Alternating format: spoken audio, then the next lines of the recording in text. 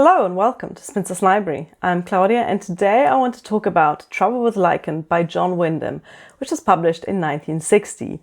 This is one of his later novels, published after his big hits like The Day of the Triffids, The Midwich Cuckoos and The Chrysalids. It's much less well known and in my opinion severely underrated. Trouble With Lichen follows young biochemist Diana Brackley, fresh out of Cambridge, who starts working at a research institute called Dar House in the countryside. Dar House is a very Wyndhamish sort of place. It's a large manor house in an idyllic location that provides not just laboratories for groundbreaking research, but also accommodation for its researchers.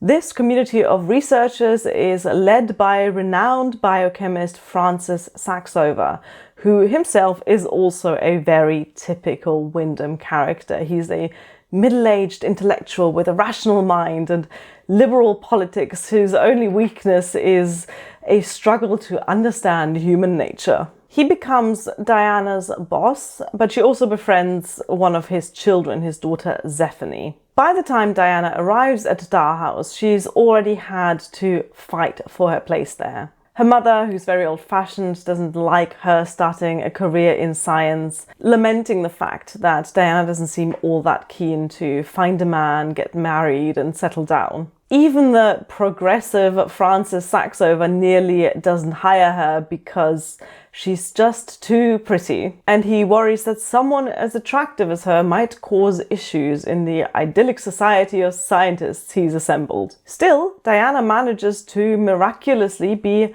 both a beautiful woman and a really good scientist, and she integrates into Dar House without greater issues, though she never feels quite at home there. One day, both she and Francis notice that a saucer of milk that she's left out for the cat has turned sour almost entirely, except for a little bit that had been contaminated by a tiny speck, a tiny crumb, a tiny particle of, can you guess what? That's right, lichen. A tiny bit of lichen which Diana had been studying under a microscope. How interesting, she thinks, as Francis takes the lichen away to study it for himself. So Diana starts studying this lichen as well and makes a groundbreaking discovery. A substance extracted from this particular species of lichen works as what's later in the book called an antigerone, an agent that significantly slows down aging. Diana suspects that Francis has made that same discovery as well, since he's acting a bit shady. And she now has to consider all of the legal and the ethical consequences of her experimentation. She quits her job at Dar and goes traveling, only to emerge years later as the CEO of a highly exclusive beauty parlor in London. Is she using the world's most effective anti-aging injections not just to prolong the beauty of the wealthy women she counts as clients, but also to extend their lifespan up to threefold? Yes, she is. Francis, in the meantime, has continued his work leading Dar and has only been using the antigerone on himself and his two children, and under such secrecy that not even his son and his daughter are aware that the so-called vaccine he's been giving them once a year is actually going to make them live up to 200 years. All of this is in the exposition of the novel, so even though it might seem like it, you haven't actually been spoiled about the plot at all. Because what happens next is that this secret that these two people have kept for years is threatening to leak, putting both of their lives in danger. Wyndham's novels broadly fall into two categories: the very fast-paced, such as The Day of the Triffids or The Kraken Wakes, and the more introspective and slower-paced ones, such as The Chrysalids or Chalky. This is a solid example of the second category. It's often considered his feminist novel, by virtue of its discussion around the role of women in society. Bear in mind that this was published in 1960, and then adjust your expectations accordingly. I really liked Trouble With Lichen. I don't know if I've already said that, but just in case you were in doubt, I really like this book. It's full of Wyndham tropes and archetypes, but I like Wyndham tropes and archetypes. If you've read a few of his books, and this is now the 6th one of his novels that I've read, you'll recognize those immediately. Francis Saxover, the eminent scientist and Diana's mentor, is the sort of character who would have been the protagonist in most other Wyndham novels. He's a brilliant, liberal, rational man who's somewhat overwhelmed with the complexities of human behavior and society, but he's fundamentally decent. He's got big author self-insert energy, but we can forgive that. Diana is also a very Wyndham typical character, equally as brilliant, with a slight case of not like other girls syndrome. She's quite dismissive of other women throughout much of the book and frustrated not just with the patriarchy, but with the way her female contemporaries have fallen into what she sees as a state of lethargy. But, and here's the thing I really like about this book, these character flaws are not left uncriticized. The book is a surprisingly detailed discussion of mid-century feminist thought. Certainly surprising me, considering this was written by a man 65 years ago. Listen to this bit of dialogue between Diana and Saxover's teenage daughter Zephany.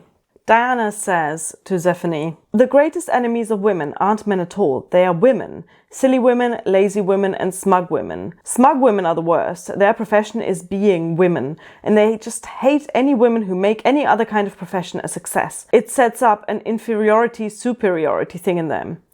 Zephany regarded her thoughtfully.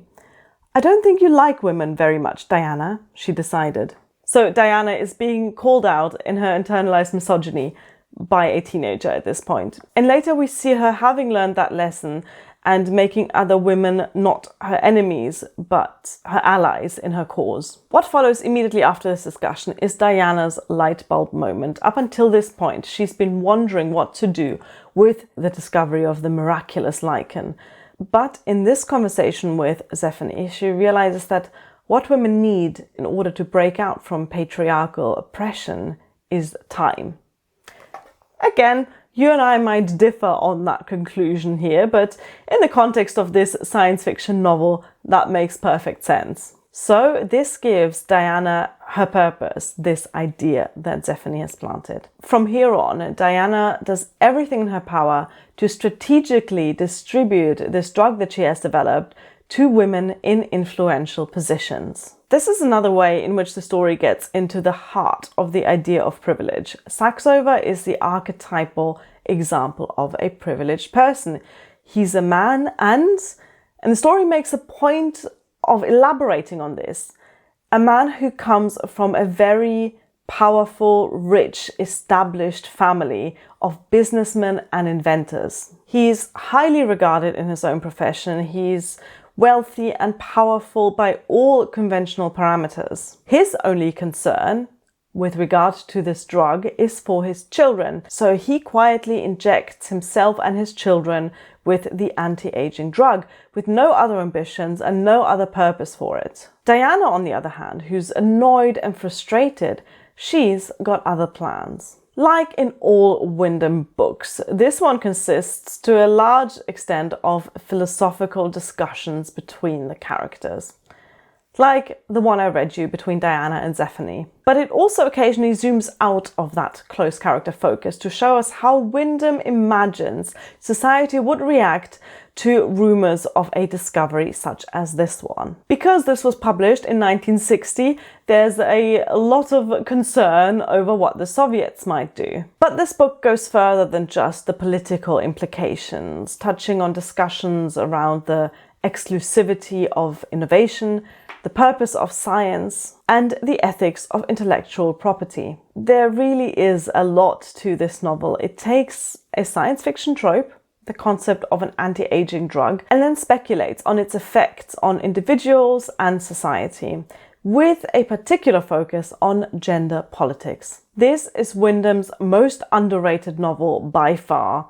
It deserves a lot more attention than it's been getting from readers in the last 6.5 years since its publication. On Goodreads, it has just over 6,000 reader ratings, which is about a fifth of the amount that his novel The Midwich Cuckoo's got, and about a 20th of the amount of reader ratings that his most popular publication, The Day of the Triffids, has. Trouble with Lichen is very different to The Day of the Triffids, which is more comedic, more dramatic, and much more fast-paced. But it is similar in style to The Midwich Cuckoos, and in my opinion, it's much better than The Midwich Cuckoos. So if you like John Wyndham's more introspective, philosophical, slow-paced novels that explore society as much as they explore science fiction tropes, I think you'll enjoy this one. If you're interested in my other Wyndham reviews, I'll link those down below in the description box. I haven't reviewed every Wyndham book I've read, but I've done, I think, the Crystal... Sorry if this looks different now. My camera battery died on me, and so I had to swap it out. I hope the rest of the video recorded.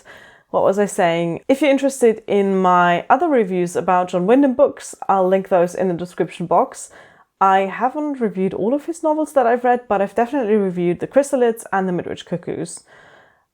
I've also talked about him in my video essay about posthumously published authors and the problematic nature of them.